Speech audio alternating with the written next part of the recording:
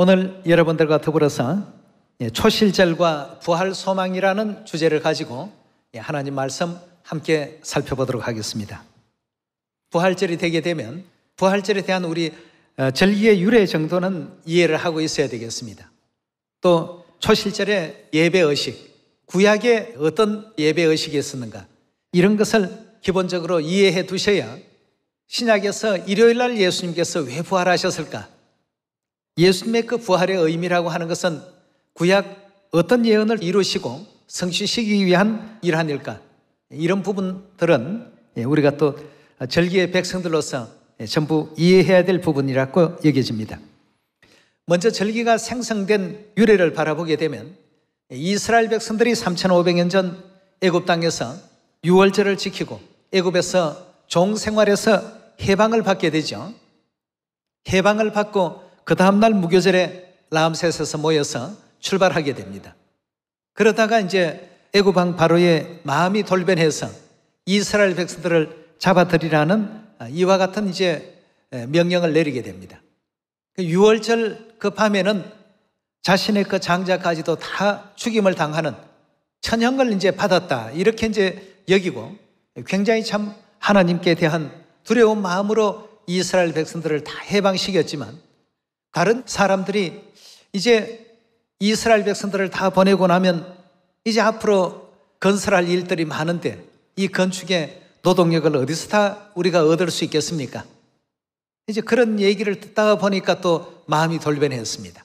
이스라엘 백성들을 다 잡아들이라, 이렇게 해서 이제 자신이 친히 이제 그 병거를 이끌고 또 좌우의 장관들을 대동해서 그 군대를 지휘하면서 이스라엘 백성들을 추격하기 시작했습니다. 이 이스라엘 백성들이 이제 그런 추격을 받는 고난 중에도 홍해를 무사히 건너게 됩니다. 다 이렇게 건너고 보니까 그 뒤따라오던 애국 군대는 결국 하나님께서 합수시켜서 그들을 전부 다 엄몰시켜버리고 이스라엘 백성들은 홍해 건너편에 무사히 또 상륙했던 역사가 있었습니다. 그 이스라엘 백성들이 홍해 건너편에 상륙한 그 시점이 바로 오늘 부활절, 구약 당시로는 초실절 새벽이었습니다. 성력 정월 22일 새벽에 그들이 홍해 건너편에 이제 상륙했던 역사를 우리가 구약에서 엿볼 수가 있습니다. 그래서 하나님께서는 그날을 택해서 항상 그 초실절이라고 해서 처음 익은 열매 한 단을 하나님께 봉헌하도록끔 그렇게 구약에는 절기 예식으로서 규정이 되어 있었습니다. 그럼 오늘날 부활절 예배가 왜 일요일에 이루어지는가? 그것은 이미 하나님께서 구약 당시에 초실절을 일요일날 거행할 수 있도록끔 그렇게 요일과 그 날짜를 정해 놓으셨습니다. 신약에 와서 부활절이 일요일에 이루어진 것이 아니고 구약에 이미 그렇게 되어 있었기 때문에 예수님께서는 그 예언을 성취시키기 위해서 잠자는 자의 첫 열매로 일요일날 새벽에 부활하시게 되었던 것입니다. 세상 사람들은 이 부활절의 그 의미를 잘 알지를 못하다 보니까, 절기를 모르니까 거울과 그림자의 어떤 그 역사를, 또 그림자와 실상의 대비를 잘 하지 못하는 가운데 있습니다만, 우리 절기 지키는 하늘 백성들은 이런 내용 정도는 다 충분히 이해하고 계셔야 될 줄 믿습니다. 자, 그럼 그러한 내용들을 성경에서 살펴보시고 확인해보는 시간을 가져봅시다. 출애굽기 14장 열어보겠습니다. 14장 1절의 말씀 보시면, 여호와께서 모세에게 일러 가라사대 이스라엘 자손을 명하여 돌쳐서 바다와 믹돌 사이에 비아히로답 곧 바알스본 맞은편 바닷가에 장막을 치게 하라. 바로가 이스라엘 자손에 대하여 말하기를 그들이 그 땅에서 아득하여 광야에 갇힌 바 되었다 할지라. 내가 바로의 마음을 강팍케 한즉 바로가 그들의 뒤를 따르리니 내가 그와 그 온 군대를 인하여 영광을 얻어 애굽 사람으로 나를 여호와인 줄 알게 하리라 하시며 무리가 그대로 행하니라 하고 했습니다. 이렇게 해서 이제 비아히로답 바알스본 맞은편 바닷가에 이스라엘 백성 60만 장정들이 텐트를 전부 치고 거기에서 이제 수경을 하게 됐던 것이죠. 그 뒤에 이제 5절에 보면 바로 왕에 대해서 이스라엘 백성들을 놓아주는 것이 합당한 일이겠습니까? 간은 드리는 신하들의 어떤 그 얘기가 있고 6절에 보면 바로가 600성 병거를 동원시켜서 이스라엘 백성들을 이제 잡으러 가는 장면들이 계속 또 이어지고 있습니다. 15절의 말씀 함께 보겠습니다. 여호와께서 모세에게 이르시되 너는 어찌하여 내게 부르짖느뇨? 이스라엘 자손을 명하여 앞으로 나가게 하고 지팡이를 들고 손을 바다 위에 내밀어 그것으로 갈라지게 하라. 이스라엘 자손이 바다 가운데 육지로 행하리라. 결국 홍해를 하나님께서는 갈라주시고 이스라엘 백성들로 홍해를 무사히 또 건너가게끔 인도하시는 장면이 이어지고 있습니다. 26절로 넘어가겠습니다. 여호와께서 모세에게 이르시되 내 손을 바다 위로 내어밀어 물이 애굽 사람들과 그 병거들과 마병들 위에 다시 흐르게 하라 하시니 모세가 그 손을 바다 위로 내어밀매 새벽에 미쳐 바다에 그 세력이 회복된지라. 애굽 사람이 물을 거스려 도망하나 여호와께서 애굽 사람을 바다 가운데서 버시니 물이 다시 흘러 병거와 또 기병들을 덮되 그들의 뒤를 쫓아 바다에 들어간 바로의 군대를 다 덮고 하나도 남기지 아니하였더라. 그러나 이스라엘 자손은 바다 가운데 육지로 행하였고 물이 좌우에 벽이 되었더라. 그날에 여호와께서 이같이 이스라엘을 애굽 사람의 손에 구원하시매 이스라엘이 바닷가에 애굽 사람의 시체를 보았더라. 이스라엘이 여호와께서 애굽 사람에게 베푸신 큰 일을 보았으므로 백성이 여호와를 경외하며 여호와와 그 종 모세를 믿었더라 고 했습니다. 결국 이제 이스라엘 백성들은 홍해를 무사히 건너고 애굽 사람들은 그 바다에서 결국 죽임을 당했던 그 시점이 어느 때였습니까? 새벽에 이제 이 같은 역사가 일어났습니다. 성력으로 말하면 1월 22일, 요즘 요일로 말한다면 일요일에 해당됩니다. 그때 일어났던 출애굽의 그 한 역사였습니다. 그러니까 이 새벽이라는 시점도 그렇고 일요일이라는 시점도 그렇고 하나님께서 전부 이끌어 가신 그 그림자의 역사를 우리가 잘 보면 실체로서 그 예언이 어떻게 이루어질 것인가도 쉽게 우리가 이해해 볼 수 있는 대목입니다. 자, 이런 예언을 따라서 그리스도께서 죽은 자 가운데서 부활하시는 그 장면을 누가복음 24장 1절의 말씀 함께 보겠습니다. 1절의 말씀 보시면 안식 후 첫날 언제라고 했습니까? 새벽에. 이스라엘 백성들이 홍해를 건넌 시점도 언제입니까? 첫날 새벽입니다. 성력 1월 22일, 그때는 첫째 날, 둘째 날이라고 이렇게 호칭을 했기 때문에 첫날 바로 그 새벽에 홍해를 건너게 된 것입니다. 애국 군대는 뒤따라오다가 물러서 다 수장을 당했던 시간이었고 이스라엘 백성들은 그 홍해에서 구원을 받고 구제를 받았던 그러한 시간이었습니다. 안식 후 첫날 새벽에 이 여자들이 그 예배한 향품을 가지고 무덤에 가서 돌이 무덤에서 굴려 옮겨온 것을 보고 들어가니 주 예수의 시체가 배지 아니하더라. 이를 인하여 근심할 때에 문득 찬란한 옷을 입은 두 사람이 곁에 섰는지라. 여자들이 두려워 얼굴을 땅에 대니 두 사람이 이르되 어찌하여 산자를 죽은 자 가운데서 찾느냐? 여기 계시지 않고 살아나셨나니라. 갈릴리에 계실 때 너희에게 어떻게 말씀하신 것을 기억하라.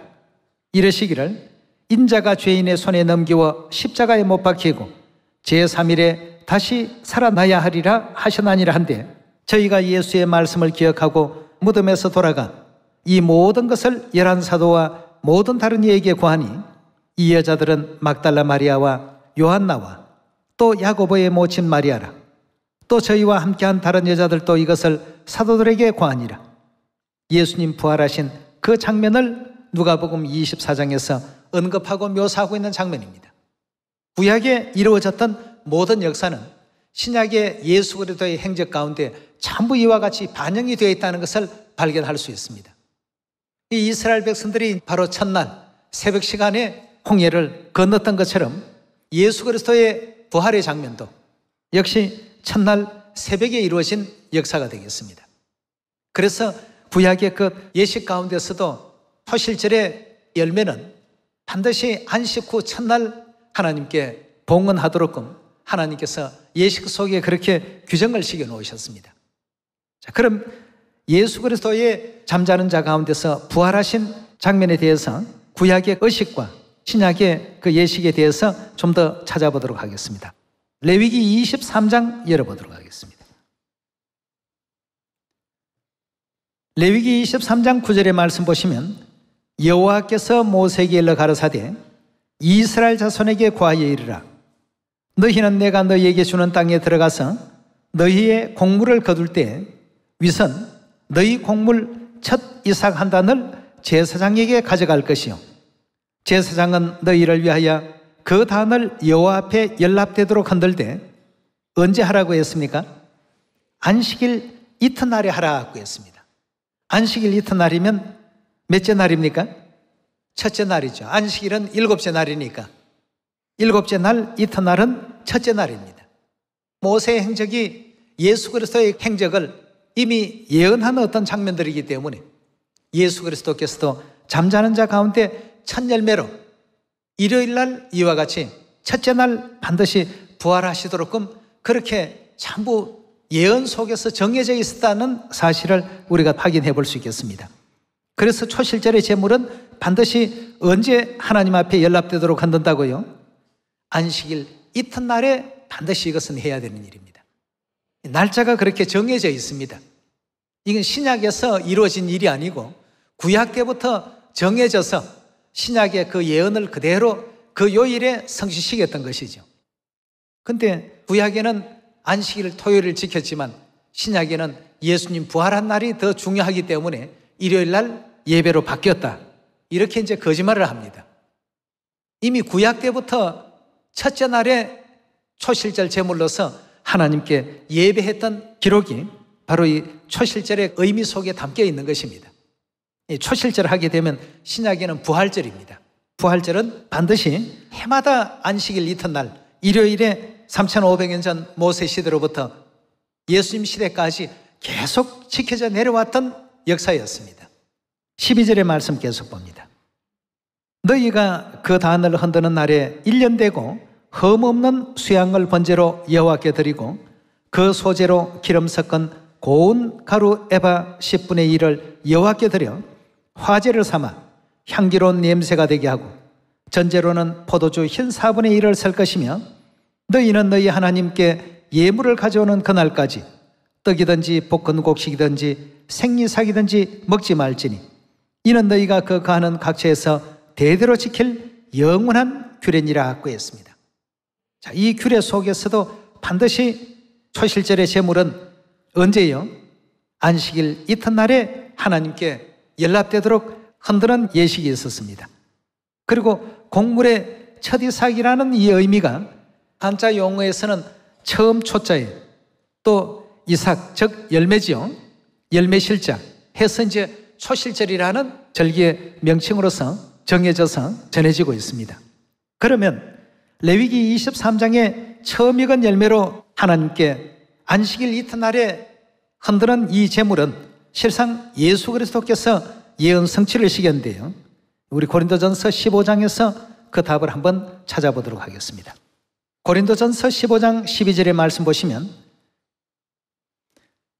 그리스도께서 죽은 자 가운데서 다시 살아나셨다 전파되었거늘 너희 중에 어떤 이들은 어찌하여 죽은 자 가운데 부활이 없다 하느냐라고 했습니다. 예수 그리스도의 부활에 대한 문제를 설명하고 있습니다. 16절의 말씀 봅니다. 만일 죽은 자가 다시 사는 것이 없다면 그리스도도 다시 사신 것이 없었을 터이요 그리스도께서 다시 사신 것이 없다면 너희의 믿음도 헛되고 너희가 여전히 죄 가운데 있을 것이요 또한 그리스도 안에서 잠자는 자도 망하였으리니 만일 그리스도 안에서 우리의 바라는 것이 다만 이 생뿐이면 모든 사람 가운데 우리가 더욱 불쌍한 자리라. 그러나 이제 그리스도께서 죽은 자 가운데서 다시 살아 잠자는 자의 무엇이 되었다고요? 첫 열매는 출애굽기에서 살펴보신 내용의 말씀과 같이 다른 말로 표현하면 초실이죠. 초실절의 제물이 되신 것입니다. 누가 그렇다고요? 예수 그리스도께서 처음 익은 열매 한 단을 하나님께 연락되도록 반드시 언제 말입니까? 안식일 이튿날. 안식일은 7째 날이니까 그 다음 날은 몇째 날이죠? 첫째 날. 반드시 첫째 날에 하나님께 연락되도록 흔들어야 된다는 것은 결국 예수 그리스도께서 초실절의 제물이 되셨기 때문에 반드시 죽은 자 가운데서 첫째 되는 일요일 날 부활하셔야 되는 것입니다. 이런 모든 성경의 어떤 고리가 전부 짝된 말씀으로 연결이 되어 있고 절기를 이해하지 못하는 사람들은 결국 예수님께서 왜 일요일 날 부활하셨는지 조차 알지 못하니까 예수님 부활하신 일요일이 더 중요하니까 일요일 날 봐야 된다. 이런 잘못된 어떤 곁길로 인도할 수밖에 없는 것입니다. 아버지 어머니께서 절기 지키는 시온으로 우리를 또 불러주시고 초실절의 이 절기도 이해할 수 있도록 깨닫게 해주시고 보니까 왜 예수 그리스도께서 일요일 날 반드시 부활하셔야 되는지 그 이유를 우리가 알 수 있지 않습니까? 예수님은 초실절 제물의 실상입니다. 그림자에 대한 그 예언을 이루셔야 되기 때문에 죽은 자 가운데서 반드시 안식일 그 이튿날인 첫째 날에 이와 같이 부활하시도록 예언이 되어 있었던 것입니다. 그래서 잠자는 자의 첫 열매가 되셨다. 이렇게 성경은 우리에게 일깨워주고 있습니다. 그렇다면 이 부활에 대한 하나님의 그 뜻을 살펴보는 시간 가져봅시다. 고린도전서 15장 50절의 말씀 같이 보겠습니다. 형제들아, 내가 이것을 말하노니 혈과 육은 하나님 나라를 유업으로 받을 수 없고 썩은 것은 썩지 아니할 것을 유업으로 받지 못하나니라. 보라, 내가 너희에게 비밀을 말하노니 우리가 다 잠잘 것이 아니요 마지막 나팔에 순식간에 호련히 다 변화하리니 나팔 소리가 나매 죽은 자들이 썩지 아니할 것으로 다시 살고 우리도 변화할 것이라 하고 했습니다. 하나님께서 이런 어떤 시간을 예비해 놓으셨습니다. 그리스도 안에서 죽은 자들은 전부 살아서 하늘에 신령한 옷을 이제 덧입게 되고 살아있는 우리도 변화를 받아서 하늘에 신령한 옷을 또 덧입게 됨으로써 영원한 하나님 나라에 올리워 가서 하나님 모시고 세세토록 영생과 복락을 누리게 된다는 것이 초대교회 하나님의 교회 성도들이 가졌던 소망이었습니다.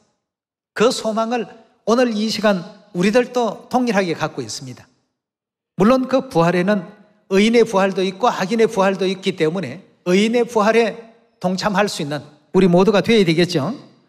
우리 데살로니가전서 4장으로도 말씀 한번 확인해 보도록 합시다. 13절의 말씀 보시면 형제들아, 자는 자들에 관하여는 너희가 알지 못함을 우리가 원치 아니하노니 이는 소망 없는 다른 이와 같이 슬퍼하지 않게 하려 함이라. 우리가 예수에 죽었다가 다시 사심을 믿을진대 이와 같이 예수 안에서 자는 자들도 하나님이 저와 함께 데리고 오시리라. 우리가 주의 말씀으로 너희에게 이것을 말하노니 주 강림하실 때까지 우리 살아남아 있는 자도 자는 자보다 결단코 앞서지 못하리라. 주께서 호령과 천사장의 소리와 하나님의 나팔로 친히 하늘로 쫓아 강림하시리니 그리스도 안에서 죽은 자들이 먼저 일어나고 그 후에 우리 살아남은 자도 저희와 함께 구름 속으로 끌어올려 공중에서 주를 영접하게 하시리니 그리하여 우리가 항상 주와 함께 있으리라. 그러므로 이 여러 말로 서로 위로하라 하고 했습니다. 이제 이런 영광된 순간도 반드시 도래하게 되겠죠.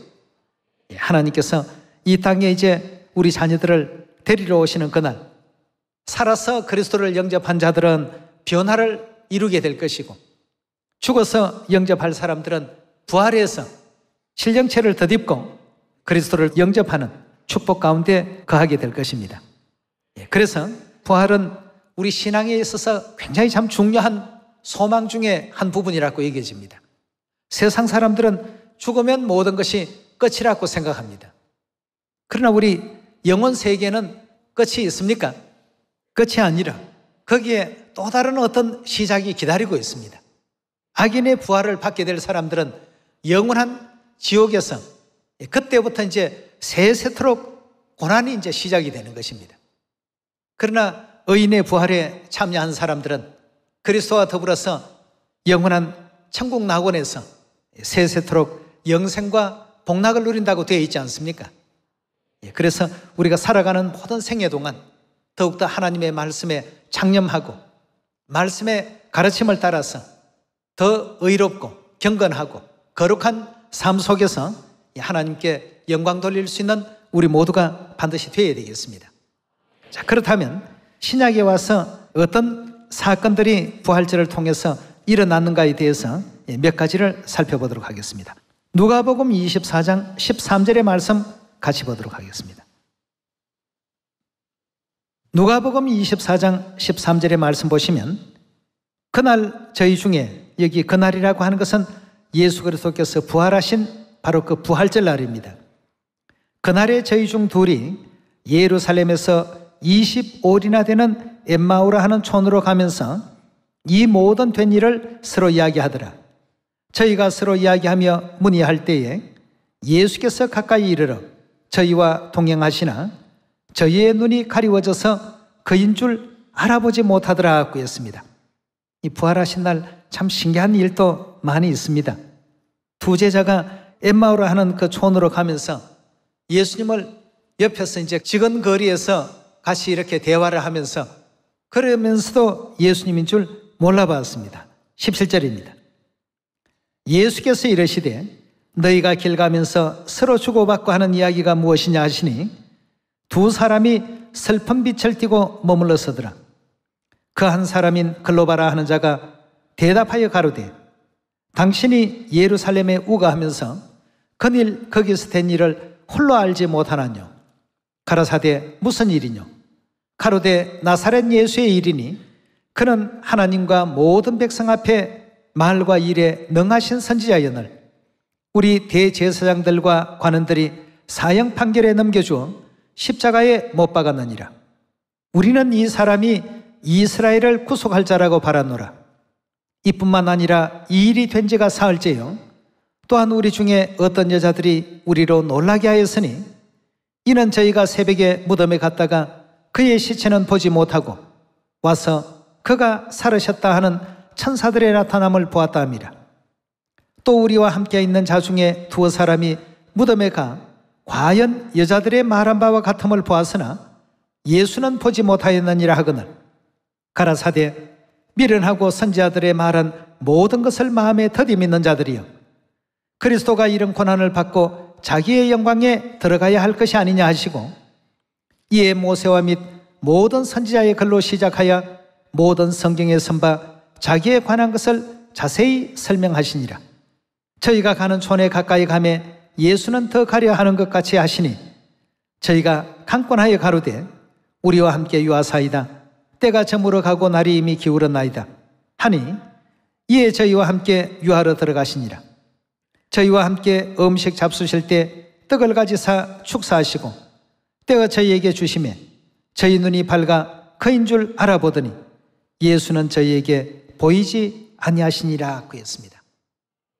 이 부활절날 엠마오로 가는 그 두 제자에게 예수 그리스도께서 나타나시고 또 부활절 떡을 떼어주심으로 그들의 그 가려졌던 영적 눈을 밝게 열어주신 이런 그 놀라운 일이 또 발생이 되었습니다.